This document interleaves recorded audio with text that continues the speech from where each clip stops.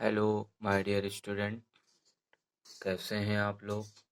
अच्छे होंगे, मस्त होंगे, स्वस्थ होंगे।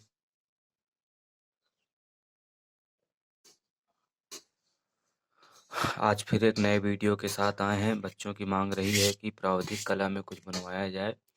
तो प्रावधिक कला में सबसे जो पहला प्रश्न है आपका, दो असमान वृत्त का और खा की अनुस्पर्शी यानी बाहरी उभयनिष्ठ स्पर्श रेखा खींचिए। तो दो वृत्त हैं प्यारे बच्चों। तो हम सबसे पहले क्या करते हैं, चूंकि दो वृत्तों में केंद्र की बीच की दूरी जरूर दिए होते हैं। मान लीजिए हमने मान लिया कि 7 सेंटीमीटर दोनों वृत्तों के केंद्रों की बीच की दूरी है। तो 7 सेंटीमीटर की ये हमने ऐसे रेखा खींच ली। उसके बाद एक वृत्त की माप हम समझ लेते हैं कि 3 सेंटीमीटर है। ठीक है, या हाँ 3 सेंटीमीटर है। तो ऐसे 3 सेंटीमीटर नाप करके और हम एक वृत्त की रचना ऐसे कर देंगे। ठीक है प्यारे बच्चों, और एक वृत्त हम मान लेंगे 2 सेंटीमीटर त्रिज्या का, ऐसे मान लेते हैं। 2 सेंटीमीटर त्रिज्या का ऐसे वृत्त मान लेते हैं प्यारे बच्चों, इस तरीके से। ये मान लीजिए आपका वृत्त ए हो गया और ये बी हो गया। दो वृत्त हो गए। करें असमान वृत्तों से स्पर्श रेखा ऐसे खींचनी है आपको इस तरीके से। तो क्या करेंगे प्यारे बच्चों, सबसे पहले हम करते क्या हैं कि इस ए बी रेखा को दो भागों में विभाजित कर लेते हैं।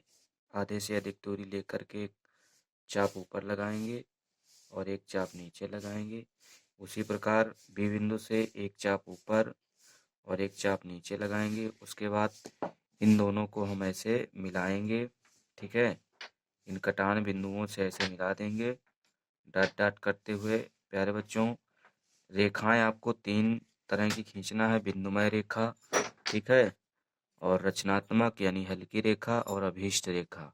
ये मान लीजिए ओ बिंदु पर काट रहा है। ओ बिंदु को केंद्र मान करके ए या बी की दूरी लेकर के, ओ बिंदु को केंद्र माना, ए की दूरी लिया या बी की दूरी ले लो ऐसे, और एक ऐसे चाप लगाते हुए यानी बिंदुमय परिधि खींचते हुए एक हम वृत्त की रचना ऐसे कर देते हैं। ठीक है, इतनी रचना हमने कर ली, यहाँ तक कर लिया हमने।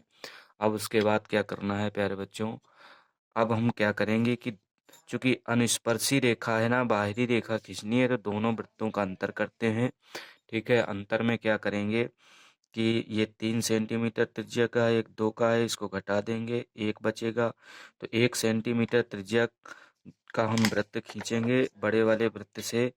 तो इस तरीके से हम ऐसे खींच लेंगे, नाप करके 1 सेंटीमीटर त्रिज्या का ऐसे वृत्त खींच लेंगे। ठीक है प्यारे बच्चों, ये 1 सेंटीमीटर त्रिज्या का ए बिंदु को केंद्र मान करके 1 सेंटीमीटर त्रिज्या का ऐसे वृत्त खींच लेंगे, जो कि ये पहले वाली अर्धक वृत्त की परिधि और अंतर की परिधि एक दूसरे को सी और डी बिंदु पर काट रहे हैं। सी को ए से सी को मिलाते हुए हम आगे की ओर बढ़ाएंगे ऐसे करके, इस तरीके से डॉट डॉट करते हुए आगे की ओर बढ़ाएंगे। ठीक है, जो कि वृत्त की परिधि पर ये ई बिंदु पर काट रहा है। ठीक है, उसी प्रकार यहाँ भी हम ऐसे करेंगे, ऐसे डी को मिलाते हुए आगे की ओर बढ़ाएंगे इस तरीके से, जो कि वृत्त की परिधि पर एफ बिंदु पर काट रहा है। ठीक है ना। अब इसी ए और ई के समांतर बी बिंदु से हम रेखा खींचेंगे, या फिर आप ऐसे कर लीजिए कि ए बिंदु को केंद्र मान करके, ठीक है ना प्यारे बच्चों, और बी बिंदु की दूरी लेकर के ई बिंदु से ऐसे हम यहाँ पे एक ऐसे चाप लगा देंगे। समांतर रेखा खींचने के लिए ऐसे चाप लगा देंगे इस तरीके से प्यारे बच्चों। ठीक है, हमने क्या किया कि ए बी की दूरी लेकर के ई बिंदु से यहाँ एक चाप लगाया, जो कि ये जी बिंदु पर और ये एच बिंदु पर काट रहा है। ठीक है ना। अगर हम समांतर रेखा ऐसे पटरी खिसका के भी खींचते हैं तो वहीं पे आएगा। ठीक, ऐसे करके यहीं पे आ रहा है। ठीक है प्यारे बच्चों, ऐसे करके फिर यहाँ भी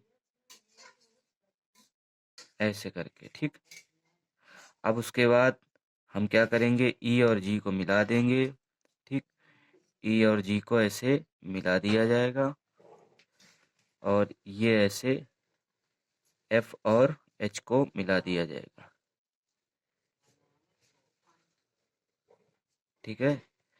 यही अभीष्ट स्पर्शी रेखा होगी।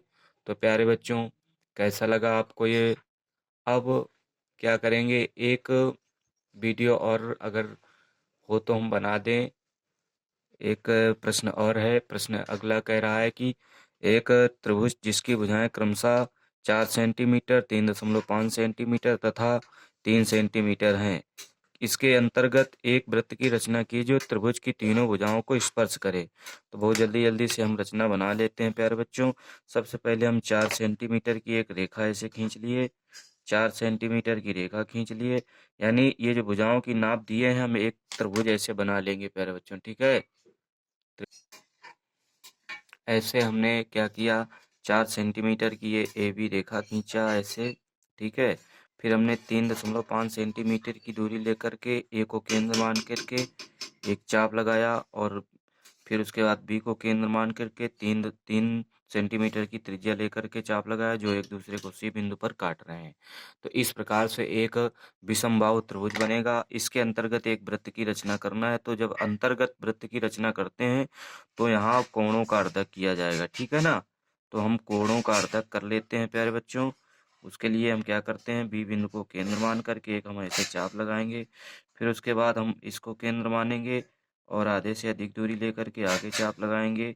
फिर उसके बाद इसको केंद्र मान करके ऐसे चाप लगाएंगे और उसके बाद हम ये कटान बिंदु से और बी बिंदु से हम इसको मिलाते हुए आगे खींच देंगे, ठीक है ना प्यारे बच्चों।